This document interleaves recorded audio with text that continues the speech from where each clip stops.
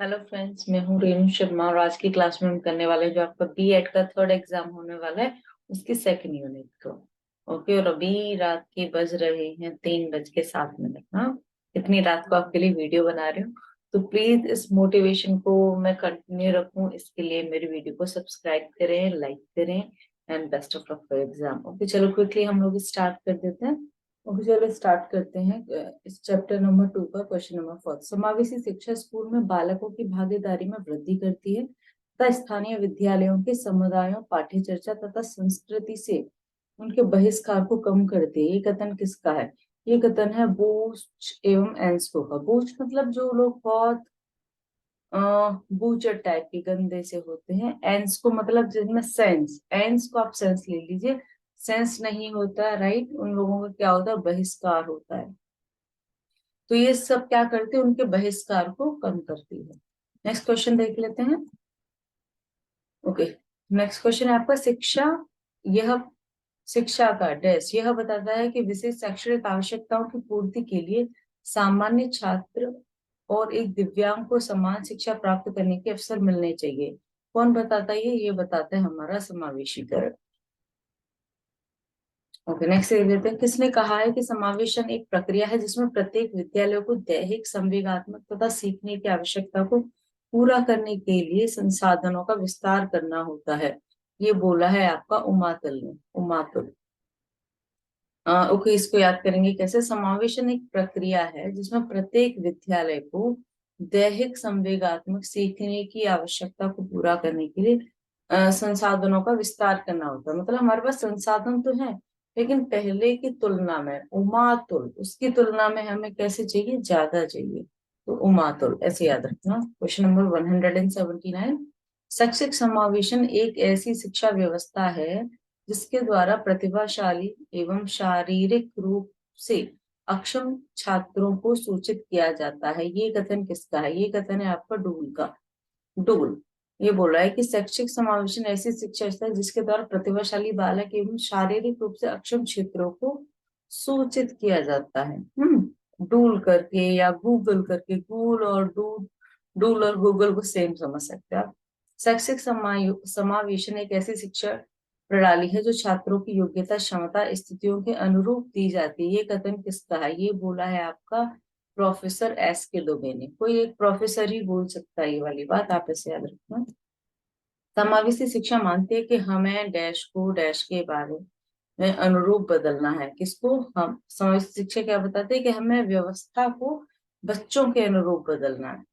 Next, समावेशी के लिए विद्यालयों में सभी की शिक्षा निम्नलिखित में से किसके लिए प्रचार वाक्य हो सकता है? तो वो हो सकता है समावेशी शिक्षा। वो इसका ठीक आंसर है। 183। वंचित समूहों के विद्यार्थियों को सामान्य विद्यार्थियों के साथ साथ पढ़ना चाहिए, इसका क्या अभिप्राय है? इसका मतलब है समावेशी शिक्षा, राइट। सब में समावेश हो, सामंजस्य हो। 184। एनसीएफ 2005 किस प्रकार की शिक्षण प्रणाली को प्रोत्साहित करता है? तो वो भी समावेशी को करता है, याद रखना। एनसीएफ 2005। सफल समावेशन को निम्नलिखित की आवश्यकता होती है, सिवाय किसके? सिवाय पृथक्करण के। अभिभावकों की भागीदारी की भी होती है, क्षमता संवर्धन की भी होती है, संवेदनशील बनाने की भी होती है।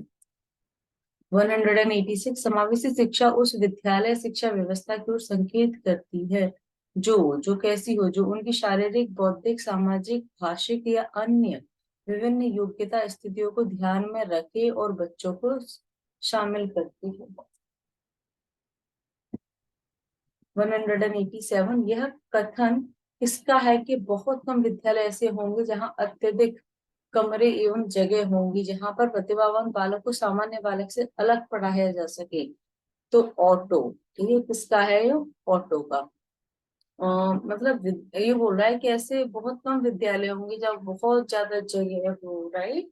और क्योंकि ऑटो में क्या होता है? कम स्पेस होता है, तो वो अपनी तरह ही सोचता है कि अब मेरे में अंदर कम स्पेस है तो बाकी स्कूल में भी कम ही स्पेस ही होगा, और कहीं प्रतिभावान बालक जो होते हैं उनको अलग से नहीं पढ़ाया जा रहा है, ऐसे याद रखूंगा। 188। समेकित शिक्षा के स्वरूप को किस प्रकार के शब्दों में देखा जाता है? तो कौन, कहाँ, क्या, ये सभी ठीक है। वर्तमान समय में सभी बालकों को शिक्षा की मुख्य धारा से संबंध करने का श्रेय जाता है। उसको समावेशी शिक्षा को। समावेशी शिक्षा संबंधित है तो विशिष्ट बालक और सामाजिक रूप से वंचित बालकों से और गलियों में घूमने वाले बालकों, तो इसमें सभी आ जाएंगे। इसमें कक्षा को अनेक भागों में बांटा जाता है। मुख्य शिक्षक शिक्षण कार्य करता है, दूसरा विशेष शिक्षक दूसरे दलों में किसी की जांच करता है। ये बोला है स्थिर और गूढ़ शिक्षा, ये स्थिर स्थिर भी और गूढ़ भी है। 192 शिक्षा की मुख्य धारा का अर्थ बाधित बालकों एवं बालिकाओं, ऐसे बालक बालिकाएं जो शारीरिक अथवा मानसिक रूप से सामान्य बालकों और बालिकाओं की अपेक्षा कम क्षमता रखते हैं, को सामान्य विद्यार्थियों के साथ एक ही कक्षा में शिक्षा की व्यवस्था करना है, जिससे उनको सामान्य विद्यार्थियों की तरह ही आगे बढ़ने में मदद मिले और उन्हें हीन भावना का एहसास न हो कि वे दूसरों से कमतर हैं। ये किसने बोला? ये बोला है स्टीफन और ब्लैकहर्ट। स्टीफन, देखो स्टीफन क्या कह रहा है? जिसका फन हो, राइट, और ब्लैकहर्ट, ये दोनों विलन टाइप नेम है, राइट, लेकिन ये दोनों ही लोग बहुत अच्छे हैं। तो स्टीफन है ना, वो हमेशा अपने फन को यूज करता है बुरे लोगों को मारने के लिए, और जो ब्लैक हर्ट है वो हमेशा ब्लैक हर्ट वाले लोगों को डिसमिस कर देता है। इन दोनों ने सोचा कि सारे बच्चों को एक जैसा पढ़ाएं तो कि उनको आगे बढ़ने का एक जैसा मौका मिले। 193 किसने कहा है कि समावेशी शिक्षा एक ऐसी शिक्षा प्रणाली है जो छात्रों की योग्यता, क्षमता, शारीरिक और आर्थिक स्थितियों के अनुरूप शिक्षा प्रदान करती है? तो वो बोला है आपके एस के दुबे ने, एस के दुबे। नेक्स्ट देख लेते हैं 194 समावेशी शिक्षा की सहायता से सभी विद्यार्थी योग्यता, लिंग, जाति, भाषा, बुद्धि, सामाजिक एवं आर्थिक स्थिति, विकलांगता आदि स्थितियों के किसी भी प्रकार के नकारात्मक प्रभाव के बिना पूरे आत्मविश्वास के साथ शिक्षण ग्रहण करते हैं। ये कथन है आपका यर्शेल का, यर्शेल। क्योंकि जो शेल है ना वो शेर जैसा साउंड कर रहा है। शेर क्या होगा? जिसमें पूर्ण आत्मविश्वास है, कोई नकारात्मकता नहीं है, बहुत स्ट्रॉन्ग है, ऐसे याद रखें। किसने कहा है कि समावेशी शिक्षा एक ऐसी शिक्षा प्रणाली है जिसका उपयोग करके प्रतिभाशाली और शारीरिक रूप से अक्षम छात्रों को एक साथ शिक्षा दी जाती है? तो आर के शर्मा, ठीक है। फिर उसने कहा है कि शिक्षा दी जाती है। समावेशी शिक्षा एक ऐसी शिक्षा प्रणाली, उसने डिफाइन किया है कि जिसका उपयोग करके प्रतिभाशाली बालक और शारीरिक रूप से अक्षम मतलब विकलांग बालकों को एक साथ शिक्षा दी जाती है। तो आर के शर्मा, देखो मैं हूँ शर्मा, ये मान लेना कि ये बात मैंने ही बोली है, ठीक है। समावेशी शिक्षा में प्रमुख योगदान किस योजना का है? तो वो है आपका सर्व शिक्षा अभियान का, है ना, सर्व शिक्षा अभियान। जब स्कूल में देखा होगा, छोटे होंगे तो ऐड आती होगी, स्कूल चले हम, सर्व शिक्षा अभियान तब आया था। 197 समावेशी शिक्षा के अंतर्गत दैहिक, संवेगात्मक और सीखने की आवश्यकता को पूरा करने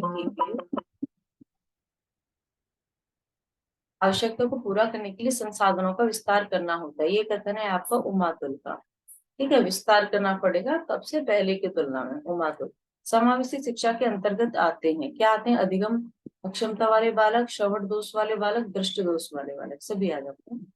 199 समावेशी शिक्षा के विकास के लिए कौन कौन से बच्चों को शिक्षा की हद में ले सकते हैं? तो आपका ऑप्शन नंबर डी, कार्यशील बच्चे, सड़कों पर पाए जाने वाले बच्चे, प्रवासी श्रमिकों के बच्चे, ठीक है, इसमें ये सभी आ जाएगा। ओके, क्वेश्चन नंबर 200 देख लेते हैं। समावेशी आवासीय संस्थाएं पाई जाती हैं तो अमेरिका एवं ब्रिटेन में पाई जाती हैं। अमेरिका एवं ब्रिटेन, ठीक है, वो हमसे पहले डेवलप करते हैं इसलिए। ये नेक्स्ट वन 201 वर्तमान में निशक्त बच्चों की शिक्षा को कहा जाता है, निशक्त बच्चों की शिक्षा को कहा जाता है समावेशी शिक्षा। इजी है, ज्यादातर आंसर समावेशी ही है क्योंकि पूरी बुक का नाम ही यही है। समावेशी शिक्षा का क्या अर्थ है? तो उसका अर्थ है कक्षा में शारीरिक और मानसिक रूप से विकलांग शिक्षार्थियों का समावेशन करना। समावेशी शिक्षा स्वागत करती है किस चीज का? सामान्य बालक का भी और विशेष प्रकार के बालक का भी, दोनों। 204 को देखते हैं। समावेशी शिक्षा बालकों को किस प्रकार का शिक्षण प्रदान करती है? तो सब हो जाएगा इसका, और अ एवं व दोनों, वह स्तरीय शिक्षण और प्रत्यक्ष शिक्षण विधियों का प्रयोग युक्त शिक्षण। 205 संविधान के किस अनुच्छेद में समावेशी शिक्षा का अधिकार उल्लेखित है? तो ये याद कर लेना, 46, ठीक है। आर्टिकल 45 में तो बताया गया है कि हमारे शिक्षा, स्कूल जाने का जो अधिकार है, शिक्षा का अधिकार है, उसमें एक और ऐड कर दोगे तो वो समावेशी के बारे में, ठीक है, थोड़े से स्पेशल चाइल्ड के बारे में आ जाएगा। 206 देख लेते हैं। संविधान के किस अनुच्छेद में अल्पसंख्यकों की शैक्षिक तथा सांस्कृतिक उन्नति की विशेष व्यवस्था की गई है? तो अनुच्छेद 30 में संविधान के अल्पसंख्यकों की बात कर रहा है, अल्पसंख्यकों की शैक्षिक तथा सांस्कृतिक उन्नति की विशेष व्यवस्था की गई है। विशेष, देखो अल्पसंख्यक है ये, ठीक है, क्या है अल्पसंख्यक। अल्पसंख्यक लिखोगे तो उसमें ल आएगा, ठीक है, ऐसे आधा ल आएगा। और ये संख्यक लिखेंगे तो इसमें देखो ऊपर दो बिंदी आ रही है ना, एक ये बिंदी आ रही है, एक ये आ रही है, तो ल होता है आपका 3 के जैसा, और ये दो बिंदी का 0 लगा दो तो अनुच्छेद 30, ऐसे याद रखते हैं ना, याद रखना इंपॉर्टेंट है, कैसे याद रखो वो मैटर नहीं करता। 207 संविधान के किस अनुच्छेद में कमजोर वर्गों, अनुसूचित जाति और जनजाति की शैक्षिक तथा आर्थिक उन्नति की विशेष व्यवस्था की गई है? तो 46 में। ओके, संविधान के कमजोर वर्गों, अनुसूचित जनजाति की शैक्षिक व्यवस्था मैंने आपको बताया, हाँ, तो 45 में नॉर्मल और 46 में ये कमजोर और विकलांग इनके लिए किया गया। 46 में भारतीय संविधान के अनुच्छेद 29 के अंतर्गत किस अधिकार को शामिल किया गया? तो समान शैक्षिक अधिकार, राइट, ओके, समान, सबको एजुकेशन समान मिले। ओके, क्वेश्चन नंबर 209, भारत के शैक्षिक इतिहास में, ओके, आप इसे कैसे याद रखोगे कि सबको शैक्षिकता समान मिले, दोनों, ठीक है, तो आप याद रखना कि किसी भी चीज में आप दोनों मत निकालो, ठीक है, नानापुर मत करो, आप ऐसे रख लेना, दोनों मत निकालो, सबको समान शिक्षा मिलनी ही चाहिए। मतलब दो चीजों में मत बांटो, ये स्पेशल और ये अलग पढ़ेंगे और ये पढ़ेंगे, ठीक है, और न का 9 का मतलब ना मत करो, ऐसे। 209 भारत के शैक्षिक इतिहास में किसने प्राथमिक शिक्षा का मौलिक अधिकार संबंधी बिल धारा सभा काउंसिल में प्रस्तुत किया था? तो गोपाल कृष्ण गोखले ने किया था, ये गोपाल कृष्ण गोखले जी ने। देखो शिक्षा का मौलिक अधिकार, ये ठीक है, संबंधी बिल कौन कर सकता है? हमारे कान्हा जी कर सकते हैं, ठीक है, गोपाल कृष्ण गोखले। आरटीई एक्ट 2009 भारत में कब लागू हुआ? तो बना तो 2009 में था, उससे पहले नहीं हो सकता, उसके बाद हो सकता है 2010 में 1 अप्रैल को। समावेशी शिक्षा का सिद्धांत क्या है? तो भेदभाव रहित शिक्षा, कोई भेदभाव नहीं होना चाहिए। समावेशी बालक समूह बनाते हैं, कैसा बनाते हैं? विषमांगी, ठीक है, सब अलग अलग तरीके के बालक होते हैं उसमें। नेक्स्ट है आपका कि निःशक्त बालकों की शिक्षा के लिए प्रावधान किए जा सकते हैं, कैसे? समावेशी शिक्षा के द्वारा किए जा सकते हैं। 214 विशेष शिक्षा संबंधित है, किस चीज से है? पिछड़ी बुद्धि के विद्यार्थियों के लिए प्रशिक्षण प्रदान करने से। 215 एनसीएफ 2005 की संस्तुतियों के संबंध में कौन सा कथन सत्य नहीं है? नहीं है तो ये द वाला, विश्वविद्यालयों को राजनीति से दूर रखना। एनसीएफ 2005 किस प्रकार की शिक्षण प्रणाली को प्रोत्साहित करता है? समावेशी को करता है। रिपीटेड क्वेश्चन, समावेशी शिक्षा है, कैसी शिक्षा है? विशिष्ट बालकों को सामान्य स्कूल में शिक्षा देना। 218 समावेशी शिक्षा आधारित है, किस चीज पर? वैज्ञानिक दृष्टिकोण पर आधारित है, साइंटिफिकली। समावेशी शिक्षा क्या है? ब वाला इसका सही है, कक्षा में विविधता उत्सव मनाती है सब अलग अलग बच्चे होते हैं। निम्नलिखित में से कौन सा एक कथन समावेशन का सबसे अच्छा वर्णन करता है? तो क्या करता है? स वाला, यह एक दर्शन है कि सभी बच्चों को नियमित विद्यालय प्रणाली में समान शिक्षा प्रदान करने का अधिकार है। ओके, मैं आपको एक चीज और रिवील कर देती हूँ, मैं भी स्पेशल चाइल्ड्स को पढ़ाती हूँ, मैं व्हाइट हेड जूनियर में पढ़ाती हूँ, राइट, तो ऑनलाइन क्लासेस देती हूँ मैं इंटरनेशनल बच्चों को कोडिंग और मैथ्स के लिए। तो मैं, मेरे पास कुछ स्पेशल चाइल्ड भी है, नॉर्मल चाइल्ड भी है, तो मैं दोनों टाइप के बच्चों को भी हैंडल कर सकती हूँ। नेक्स्ट देख लेते हैं क्वेश्चन नंबर 221, स्टोन्स के अनुसार कक्षा में पिछड़े बालकों की संख्या कितनी होनी चाहिए? तो वो होनी चाहिए 20।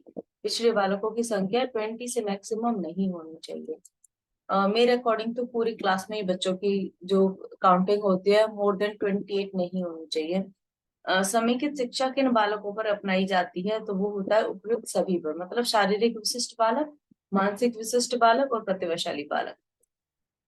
223 समावेशी शिक्षा स्वागत करती है, किस चीज का? केवल अक्षर अक्षमता युक्त सीखने वाले और क्षमता युक्त, मतलब दोनों प्रकार को करती, तो इसका ठीक आंसर हो जाएगा। निम्नलिखित में से समावेशी शिक्षा की चुनौती क्या नहीं है? तो लचीला अधिगम वातावरण ये नहीं है। 200 ये 2025 को देख लेते हैं। समन्वित शिक्षा की प्रमुख प्रक्रियाएं कौन सी हैं? तो इसका द वाला सभी ठीक है, मतलब मानकीकरण, संस्था रहित शिक्षा, शिक्षा की मुख्य धारा व समावेश। 226 को देखते हैं। शिक्षा प्रक्रिया में अनुकूलन किया जाता है, किस चीज का अनुकूलन? सभी का, विशिष्ट बालकों की आवश्यकताओं की पूर्ति हेतु, बाधित और असमर्थी बालकों के शिक्षण हेतु, और अधिगम असमर्थियों की सुविधा हेतु, सभी आ जाएंगे इसमें। ये देख लेते हैं। शिक्षा की सामान्य प्रक्रिया में परिवर्तन किया जाता है गंभीर दृष्टि बाधितों के लिए, ठीक है, जिसको मतलब दिखाई नहीं दे रहा, सिर्फ उनके लिए। शिक्षा प्रक्रिया में अनुकूलन की आवश्यकता नहीं होती है, किस चीज की? अस्थिबाधितों के लिए, ठीक है, मतलब वो विकलांग या हड्डियों में कोई प्रॉब्लम है तो उनमें कोई बाधा नहीं, वो पढ़ सकते उन लोगों के साथ। समावेशी कक्षा के अध्यापकों को किन बातों की जानकारी होना आवश्यक है? तो अधिकार की, भूमिका की और उत्तरदायित्व की, सभी ठीक है। समावेशी शिक्षा क्यों आवश्यक है? क्यों? क्योंकि शारीरिक विकास हेतु, मानसिक विकास हेतु, सामाजिक विकास हेतु और उपयुक्त सभी आ जाएगा इसमें। निःशक्त बालकों की शिक्षा के लिए प्रावधान किया जाता है मुख्य धारा में डालकर। 232 देखते हैं। वंचित समूहों के विद्यार्थियों को सामान्य विद्यार्थियों के साथ पढ़ना चाहिए, इसका अभिप्राय है, इसका अभिप्राय है समावेशी शिक्षा। नेक्स्ट देख लेते हैं। एक समावेशी कक्षा में किसी शिक्षक की सबसे महत्वपूर्ण भूमिका है, क्या है उसकी महत्वपूर्ण भूमिका? वो है यह सुनिश्चित करना कि शिक्षक कक्षा को मानक निर्देश दे रहा है या नहीं। 234 निम्नलिखित में से कौन सा कथन समावेशन का सबसे अच्छा वर्णन करता है? तो ब वाला। यह एक दर्शन है कि सभी बच्चों को नियमित विद्यालय प्रणाली में समान शिक्षा प्राप्त करने का अधिकार है। मैं सारे ऑप्शंस पढ़ूंगी तो वीडियो थोड़ी लंबी हो जाती है, तो आप मुझे कमेंट करके बता देना कि मैं सारे ऑप्शन पढ़ूं या मेन आंसर है वही पढ़ूं। आप देख लो क्योंकि आपको वीडियो देखनी है, बड़ी या शॉर्ट। और 235 विशेष आवश्यकता वाले बच्चों में व्यवहार करने के लिए निम्नलिखित दार्शनिक दृष्टिकोण में से किसका अनुसरण किया जाना चाहिए? तो इसका अर्थ ठीक है, उन्हें समावेशी शिक्षा का और नियमित विद्यालयों में अध्ययन करने का अधिकार प्राप्त है। 236 निःशक्त बच्चों के लिए समेकित शिक्षा की केंद्रीय प्रायोजित योजना का उद्देश्य डैश में निःशक्त को शैक्षिक अवसर उपलब्ध कराना है, तो अ वाला हो जाएगा इसके लिए, नियमित विद्यालयों। 237 देखते हैं। विशेष शिक्षा संबंधित है किस चीज से? कम योग्य विद्यार्थियों के लिए शैक्षिक कार्यक्रम से। ओके, 238 देखते हैं। समन्वित शिक्षा की सफलता निर्भर करती है किस चीज पर? शिक्षण अधिगम वस्तु की गुणवत्ता पर निर्भर करती है। नेक्स्ट देख लेते हैं हम।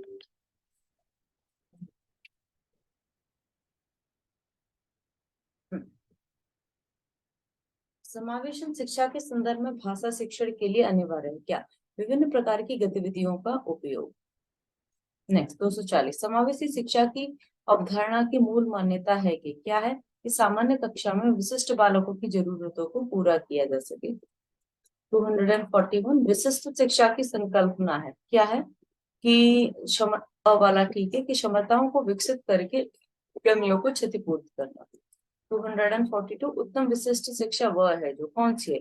जो अलगाव के बजाय एकीकरण पर ध्यान दे, कौशल विकास पर अधिक ध्यान दे, अक्षमताओं से ध्यान हटा दे, सभी ठीक है।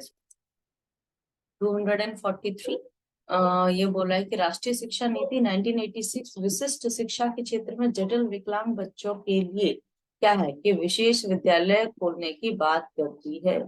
कौन सी वाली? 1986 वाली। 244 विशिष्टता का संप्रत्यय होता है किस चीज से होता है? तो गुणवत्ता एवं मात्रात्मकता दोनों से। क्वेश्चन नंबर 245 विशिष्ट शिक्षा का सर्वप्रथम विकास कहाँ हुआ? तो वो हुआ था यूरोप में। 246 विशिष्ट शिक्षा के प्रवर्तक हैं कौन है? वो है आपके ईडार्ट। ईडार्ट विशिष्ट शिक्षा की, विशिष्ट शिक्षा, राइट, ईटार्ड, सॉरी ईटार्ड है। विशिष्ट बालकों की शिक्षा संपूर्ण शिक्षा का हिस्सा है, ये कथन किसका है? तो ये कथन है आपका क्रुकशैंक का, क्रुकशैंक। विशिष्ट बालकों की शिक्षा संपूर्ण शिक्षा का हिस्सा है, तो ऐसा कौन सोच सकता है? ये समझ लीजिए जो हमारे क्रुकशैंक हैं वही सोच सकते हैं, डिफरेंट पर्सन है इसलिए।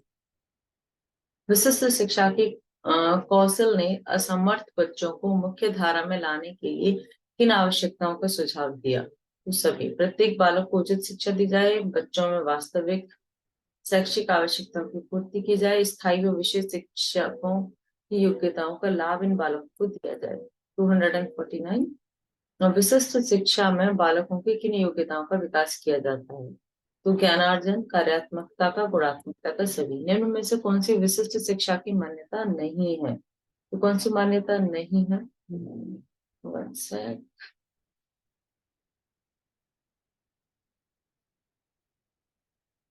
तो इसका आंसर है बी, विशिष्ट शिक्षा की प्रक्रिया भिन्न होती है, ये वाली। 251 देखते हैं। विशिष्ट शिक्षा वह शिक्षा है जो शारीरिक, संवेगात्मक या सामाजिक विशेषताओं में सामान्य बालकों की शिक्षा से अलग है। ये किसने बोला? ये बोला है जेडी हंट ने। जेडी क्या बोल रहे हैं कि जो विशिष्ट शिक्षा है शारीरिक, संवेगात्मक, सामाजिक विशेषताओं में सामान्य बालकों की शिक्षा से अलग है। जेडी हंट, जेडी, जेडी है, राइट, जितनी है, हंट है, ये बोलते हैं अलग है तो अलग है, मानो हमारी बात। विशिष्ट शिक्षा किस सिद्धांत पर आधारित है? तो भेदभाव के सिद्धांत पर। अ, और समावेशी शिक्षा बोलती है कि अलग अलग को भी साथ में पढ़ाओ। विशिष्ट वाला क्या बोलता है कि उनको अलग से पढ़ाओ। सामान्य विद्यालय में विशिष्ट सेवाएं प्राप्त कराना किसका अंग है? ये है आपका स वाला, एकीकृत शिक्षा का। एकीकृत का पर्याय है क्या है? मुख्य धारा और मानकीकरण। 255। शिक्षा की मुख्य धारा सामान्य व प्रतिभाशाली बालकों की सांसारिक, अनुदेशात्मक, सामाजिक एकीकरण को अनुदेशित करती है। यह शिक्षण योजना कार्यक्रमों तथा क्रियाओं पर आधारित है तथा इसके सामान्य व विशिष्ट शिक्षा प्रशासकीय, अनुदेशनात्मक तथा सहयोगी कर्मचारियों के उत्तरदायित्व के बारे में स्पष्टीकरण की आवश्यकता होती है। ये कथन किसका है? ये कथन है आपका कॉफमैन का। मुख्य भाग के घटक हैं, राइट, तो इसके हैं मतलब शिक्षा का एकीकरण, शैक्षिक नियोजन तथा कार्यक्रम और उन दायित्वों का स्पष्टीकरण। सॉरी, ये पेज क्लियरिटी थोड़ा ठीक नहीं है। शिक्षा को मुख्य धारा का अर्थ बाधित पूर्ण रूप से अपंग नहीं है। बालकों की सामान्य कक्षाओं में शिक्षण व्यवस्था करना है। यह समान अवसर मनोवैज्ञानिक सोच पर आधारित है जो व्यक्तिगत योजना के द्वारा उपयुक्त सामाजिक मानकीकरण और अधिगम को बढ़ावा देते हैं। ये कथन किसका है? ये कथन है आपका स्टीफन तथा ब्लैक हर्ट का। बताया था ना मैंने, स्टीफन और ब्लैक हर्ट है, विलन जैसे नाम है लेकिन अच्छे लोग हैं। विशिष्ट बालकों के लिए शिक्षण व्यवस्था होनी चाहिए। कैसी होनी चाहिए? पृथक भी होनी चाहिए और विशिष्ट भी होनी चाहिए। पृथकीकरण शिक्षण व्यवस्था का उदाहरण है आवासीय विद्यालय योजना का। आवासीय, समावेशी भी आवासीय। समावेशी शिक्षा के पीछे मूल आधार यह है, क्या है, कि समाज में विभिन्नता और विद्यालयों को इस विभिन्नता के प्रति संवेदनशील होने के लिए समावेशी होने की आवश्यकता है। समावेशी शिक्षा स्कूल में बालकों की भागीदारी में वृद्धि करती है तथा स्थानीय विद्यालयों के समुदायों, पाठ्य चर्चा तथा संस्कृति से उनके बहिष्कार को कम करती है। ये कथन किसका? ये कथन है आपका बूथ एवं एंस्की का। फिर दोबारा आ रहा है एक। समावेशी विद्यालय के प्रकार हैं, तो इसके हैं पब्लिक विद्यालय, निजी विद्यालय, गृह शिक्षा, सभी हैं। मंद गति से सीखने वाले बालकों को शिक्षा दी जा सकती है आवासीय भी और विशेष विद्यालय में भी।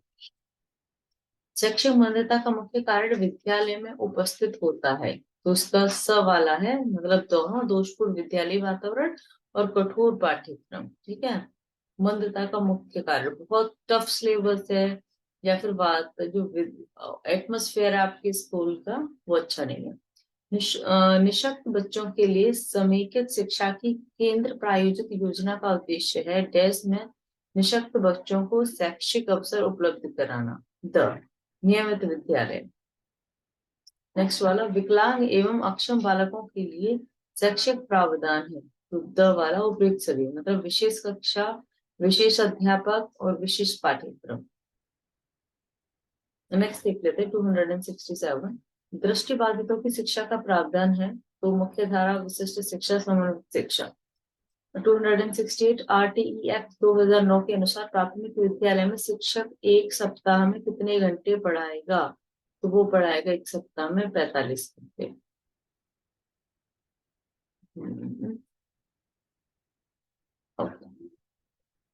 तो RTE एक्ट 2009 के अनुसार प्राथमिक विद्यालय में अगर 70 शिक्षार्थी हैं तो उस प्राथमिक विद्यालय में शिक्षक होंगे कितने? तो होंगे 3। ओके, 70 पे 3, देख लो कितने कम शिक्षक हैं फिर भी। NCF 2005 के अनुसार छात्रों को गृह कार्य दिया जाना चाहिए। कैसे दिया जाना चाहिए? संतुलित, राइट, न ज्यादा न कम। शिक्षा का अधिकार के तहत प्राथमिक कक्षा में शिक्षक छात्र अनुपात है 1:30। अगर 30 बच्चों पे एक। प्राथमिक स्तर पर न्यूनतम कार्य दिवस है, प्राथमिक स्तर पर 200। NCF 2005 के अनुसार माध्यमिक स्तर के कार्य दिवस है, तो वो है 2020। 20 बढ़ा दिया उसने। एक बालक को वस्तुओं को देखने में कुछ समस्या है, उसका दाखिला NCF 2005 के आधार पर किस विद्यालय में होना चाहिए? तो समावेशी विद्यालय में, क्योंकि जो NCF 2005 है वो समावेशी को मोटिवेट करता है। RTE एक्ट के अनुसार प्रत्येक निजी विद्यालय को कितने प्रतिशत गरीब बच्चों के प्रवेश देना चाहिए? तो 25% रहता है ये। भारत का भविष्य उसकी कक्षाओं में निर्मित हो रहा है, यह मत किसका है? ये इंपोर्टेंट क्वेश्चन है, कोठारी आयोग ने बोला है, ठीक है। भारत का भविष्य उसकी कक्षाओं में निर्मित हो रहा है, कक्षा मान लो कोठरी में हो रहा है। बचपन डे केयर सेंटर का संचालन किया जाता है प्री प्राइमरी हेतु, ठीक है, प्ले स्कूल जिसे बोलते हैं।